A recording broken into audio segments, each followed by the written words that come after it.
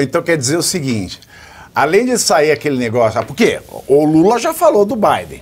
Já falou do Biden, já falou da Kamala. Porque o Lula fala de tudo, né? Agora, é engraçado, porque ele não falou nada do que o filho dele chamou a mulher dele de...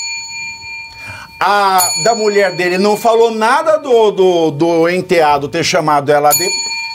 Nada.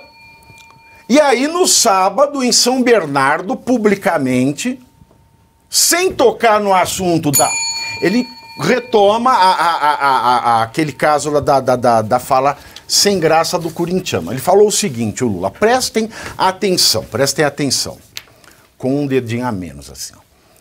O homem que é homem. Não, já começa a merda daí, né? Quando começa uma frase com isso, você nota que já não vai prestar o resto. Vamos lá, então. O homem que é homem, o homem que tem fé em Deus, o homem que é fraterno e solidário. Ele vai falar o quê? Fraterno e solidário compartilha a mulher, é isso? Não. Volta aí que eu vou falar. Eu não resisto, eu fico fazendo estas glosas no meio da fala. Agora eu vou ler inteiro, tá? O homem que é homem, o homem que tem fé em Deus, o homem que é fraterno e solidário, não pode, nunca, levantar a mão para agredir uma mulher. E tem aumentado muito a violência contra a mulher. E esse é um apelo que eu faço aos homens aqui. Ao invés de levantar a mão para bater numa mulher, bata na sua própria cara.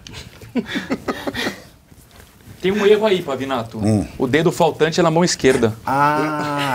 Eu errei. É que é da televisão inversa. Tá. Bom. Tá bom, é aqui, isso. Então. Eu tinha que fazer assim, então. Bata na sua própria cara.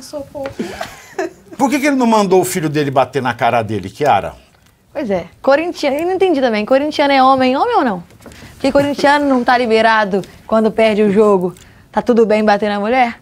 É homem ou corintiano não é homem? É menino ou menina? É menino ou menina? Ele falou que ele é corintiano. Menino ou menina? Falou que corintiano tá tudo bem bater. Menino ou menina? E que homem que é homem não bate na mulher? E não tem como, né? Ele tá trazendo aí a questão de Deus, tentou falar de Deus para tentar amenizar duas falas absurdas, uma dele e uma do filho dele, graves contra a mulher. A dele, então, nem se fala, passando o pano para uma agressão, quando ele fala que corintiano pode agredir mulher, quando o filho dele chama a Janja do nome que a gente... Exatamente. E eu fico me perguntando, aonde estão... 1, 2, 3, 5, 6, 7...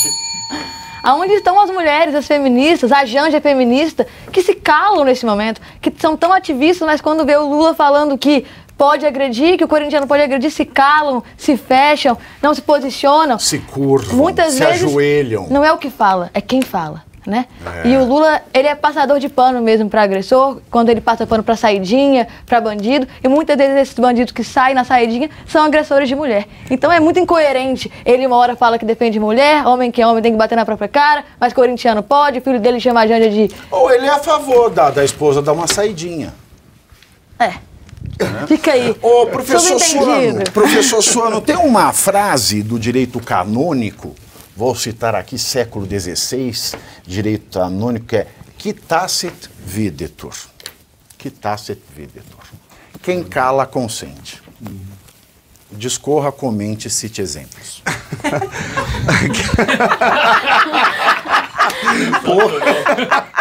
Pô, essa aí foi legal. Isso aí tá banca isso é banca de livre docência. Mais difícil que banca para ministro do Supremo. Mas ali é muito fácil. Banca para ministro do Supremo tá muito fácil. É só uma questão de você fazer a demagogia lá no momento da suposta sabatina. Mas veja, cala consente. Eu acho que ali não se enquadra, mas não é nem na questão do cala consente. Primeiro, ele está tentando se desculpar de algo que ficou muito evidente, que quando você dá oportunidade para alguém mostrar a sua verdadeira face, a alma aflora. E é o que ele é. E ali nas brincadeiras ele demonstra exatamente qual é a sua verdadeira natureza. A Flora era a vilã, a Donatella... Né? E a Donatella era a mocinha. O Bolsonaro é grosso, e olha que loucura. Né? A Flora era a vilã, a Donatella era a mocinha, e a Donatella é a Cláudia Raia, que na vida real não tem nada de mocinha. Olha como o brasileiro fica confuso. Mas Pavinato Chiara falou assim, e o Bolsonaro é que era grosso. Veja, eu diria que o Bolsonaro, ele não é um diplomata, ele não é um nobre da Câmara dos Lordes inglesa. Mas eu não conheço o Bolsonaro, ele não sabe quem eu sou, não me encontro na rua, não vai reconhecer, nada disso. Mas eu tive 6 oportunidades que eu encontrei com ele na Câmara dos Deputados quando ele era deputado. Ele é gente boa, brincalhão, não sacaneia com ninguém, não agride ninguém, não ofende ninguém. E isso que falo das mulheres, por exemplo, eu tive a oportunidade de ver uma vez ele passando, uma determinada cidadã passando por perto dele e depois se jogando, fazendo de conta que ele tinha batido. Você me agrediu? Quando na época eu falei assim, pô, mas não é possível, isso tem que ser divulgado. Não tinha como divulgar, porque eu tô falando isso é 2011, 2012. Mas essa mesma cidadã fez igual no plenário, e se jogou, fez de conta que tinham batido, ele me agrediu. Eu tive a oportunidade de ver isso. Aí tornavam isso como sendo uma ação de um homem grosseiro, coisa que ele não é. E elas ficam assim ainda, o que é isso? O que é isso? O que é isso? O que é isso? Pavinato, ele pode não ser polido, mas ele é gentil. Ao contrário deste senhor que cria a imagem de que é um cara afetivo, e não é, porque quando ele tem a primeira oportunidade, ele mostra a grosseria dele, e vem com essa história para tentar cooptar o público evangélico, o público cristão, o público... Homem que crê em Deus, não bate em mulher, bate na sua própria cara. Isso ele deveria demonstrar isso com atos concretos. E honrar a própria esposa, ele não vai honrar, não? Isso é uma forma de bater. Por quê? Primeiro ele não defendeu a esposa. Porque primeiro ele já falou o que falou da esposa. Lembra que ele falou? Eu ponho ela em cima, rodo, sapeco, pode perguntar pra ela. Aí o filho fala o que fala. E ele não fala nada. Poucas coisas mostram a deselegância tão grande de um cara quanto ele falar em público qual é o relacionamento que ele tem com a sua mulher, com a sua esposa, com o seu cônjuge, e isso vale para qualquer casal de qualquer identidade e orientação. É mundano, é baixo, é vulgar, é desnecessário. Aí ele já mostra quem ele é, porque ele está querendo mostrar o quê? Masculinidade ou está querendo mostrar a feminilidade da sua mulher? Na minha época, quando eu era garoto, homem não ficava apresentando a mulher e dizendo as benesses que a mulher dele faz. Ninguém fazia isso. Na minha época, quando eu era garoto, eu não via homens de verdade, tal qual ele fala, ficar dizendo a minha mulher faz isso, faz aquilo, faz isso, faz aquilo. Mas quando encontrava na rodinha dos amigos, falava de quem? Quem que falava? Das mulheres da Casa da Luz Vermelha. Ou esse final de semana eu peguei uma que ela monta em cima e canta a música da Sula Miranda inteirinha. Isso pode ser ela faz petiguzo. Ê, peão que é bom, mas já sabe. Cavalo que salta rodando. Que coisa curiosa. Isso pode ser um traço de uma sociedade que já está passando. Por quê? Porque via uma forma de interpretar a esposa, outra forma de interpretar a mulher, uma forma de interpretar aquela a desclassificada. Cada um pode ser como for, mas tem um detalhe. Havia pelo menos um respeito pelas formas sociais e o respeito pela família, porque sabia qual era o papel que a mulher tem e tinha na família. A mulher é um núcleo básico da família, não é o homem. É muito difícil você encontrar um homem que é o núcleo básico da família. A mulher é que é o núcleo. Por isso havia um respeito. Qual era a maior ofensa que um cara, quando era garoto, recebia? Você podia chamar de qualquer coisa, não poderia chamar de FDP.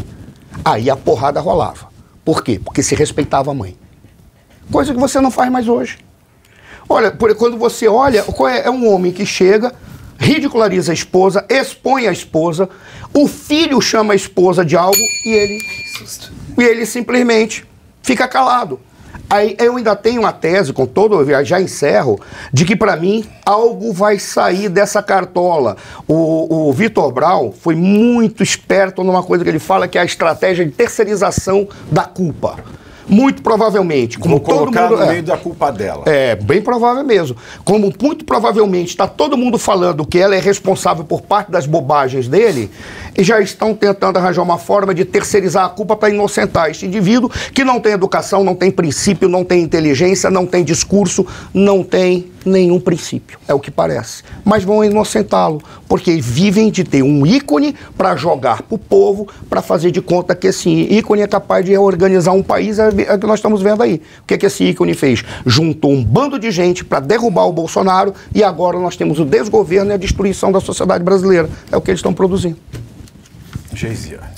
Olha, a primeira coisa que a gente tem que ter atenção em relação a essa fala do Lula é como ele quer articular junto com os evangélicos, né? Ele já elegeu o Silvio Almeida para ser esse cara de tentar ali essa articulação. O Silvio Almeida, não entendi também. Ele já esteve em culto evangélico, defendendo a agenda regressista, para não chatear o professor. Então, ele foi aplaudido. Silvio Almeida. Tem que colocar ele para trabalhar, né, Pavinato? Pô, tá recebendo salário, vamos fazer alguma coisa. Vai lá andar com os evangélicos para tentar angariar votos. Então, ele já começa com essa... Eu não entendi até hoje essa escolha. Bom, eu não entendi nem por que existe o Ministério Silvio Almeida, né? E aí ele já tenta essa articulação. E aí ele começa com essa fala de que é um homem de Deus e tal, tentando apelar, tentando fazer essa parte aí, realmente assim, de tentar levantar votos, né? De tentar ter algum tipo de comunicação com o meio mais evangélico, uma vez que o bolsonarismo faz isso muito bem, principalmente em decorrência da esposa do Bolsonaro, né? A Michelle, eu ia chamar ela de Michelle Obama, Michelle Bolsonaro. Que é evangélica, né, e ela é muito bem articulada, enfim, ela tem realmente ali iniciativas bem de pessoas cristãs, né? Mas ela não é evangélica para fazer jogo de cena. Ela é de fato. Exatamente. É justamente por isso que ela tem essa identificação com o público, porque ela de fato é... E assim, você basta ver o comportamento dela durante a gestão Bolsonaro, você consegue perceber isso. Como o bolsonarismo tem isso, e aí funciona porque é legítimo, o petismo tá correndo atrás disso. Só que como que você vai fazer com a Janja? Sendo xingada pelo próprio filho. Exatamente. Então a primeira coisa é essa. E o segundo ponto é importante a gente ter em mente, porque... Achei que você ia falar a segunda... Não. A gente, é importante ter em mente que nós estamos falando que a violência aumentou, né? Essa violência doméstica. Sendo que o discurso, né, toda a narrativa dos petistas, dos esquerdistas em geral, era que isso ocorria durante os tempos sombrios de fascismo, porque o Bolsonaro era um totalitarista e assim por diante. A gente sabe que isso é uma mentira e agora nós atestamos que é uma mentira, uma vez que na gestão federal do governo Bolsonaro, a violência como um todo caiu e aí, evidentemente, afetam também os números de feminicídio. Por que cai? Primeiro porque o discurso da direita ele é muito mais forte no que diz respeito às punições em relação a criminosos. Isso dá uma brecada, de fato, ainda que a lei brasileira seja extremamente frouxa nesse sentido, mas isso dá uma brecada em termos de discurso em relação à violência. E quando você trata a violência como um todo, evidentemente você vai tratar também os casos do que a esquerda chama de feminicídio, né? Que esses são esses, e da própria violência doméstica, que são esses casos onde as mulheres, enfim, estão sofrendo, estão ali sim sendo oprimidas, né, sofrendo violência física, violência psicológica, de homens desonrados, né, que desonram aí a categoria dos homens, né, dos homens bons que existe na sociedade brasileira. Então a gente percebe o tempo todo uma incoerência e, por fim, a arrogância do Lula. Seria muito mais bonito para ele chegar e pedir desculpas, errei, me equivoquei, falei uma coisa completamente sem sentido, do que ele ficar tentando chamar a atenção do filho, nada. Porque não faz sentido, né? Olha, eu ia dizer um negócio, mas não vou dizer. Fala Claudinho, boca suja. Pois é, mas é a mentalidade, né? No fundo, a gente sabe que a mentalidade do Lula é essa mentalidade muito arrogante, muito grosseira, muito machista. A Janja tá instruindo o Lula a não fazer discurso natural, a ler. Porque a Janja tá orientando o Lula. Nós sabemos isso, que ela tá agindo como Rasputin. É o fim da picada. Rasputina. Aí vem o filho, chama ela não de Rasputina. Mas ela tem cara de ter uma personalidade forte, ela deve ficar muito brava, do Senhor dos Anéis? Quem é aquele que vivia assim, que tinha aí vem acho que o Frodo liberta ele quem liberta é o Mago Branco mesmo, ele tá com um feiteço, mas eu esqueci o nome dele, mas ele tá quase morrendo. Acho que vão fazer disso aí a Janja, né?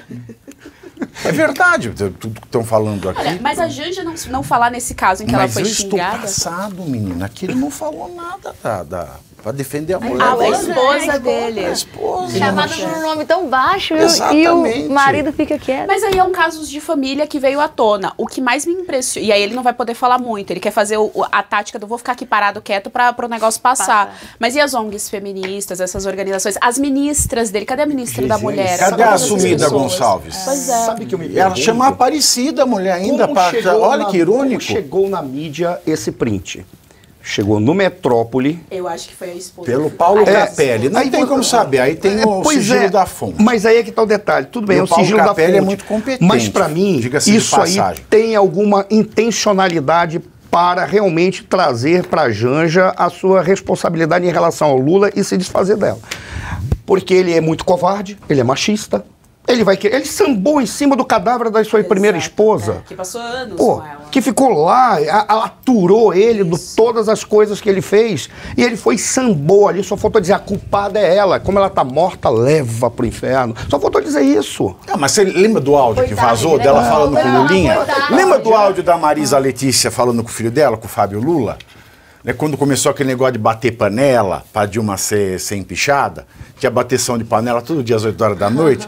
A Marisa Letícia falava pro Lulinha, assim, pro filho dela, falava assim, esses coxinhas, vamos mandar eles enfiar a panela no deles, lembra?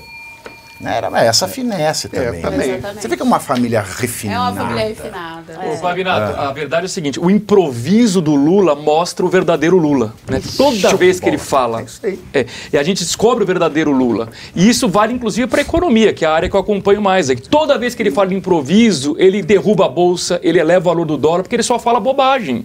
Ele fala que o Banco Central é incompetente, ele fala que tem que gastar mais para ajudar a economia. Ele fala que tem que fazer leilão de arroz. Tudo que ele fala de improviso vai contra o Brasil e mostra a verdadeira face dele.